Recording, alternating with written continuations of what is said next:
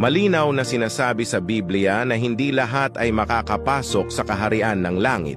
Sinasabi sa Pahayag 21:8, ngunit sa mga duwag at sa mga hindi mananampalataya at sa mga kasuklam-suklam at sa mga mamamatay tao at sa mga mapakiapid at sa mga manggagaway at sa mga mapagsamba sa Diyos-Diyosan at sa lahat na mga sinungaling, ang kanilang bahagi ay sa dagat-dagatang nagniningas sa apoy at asupre na siyang ikalawang kamatayan.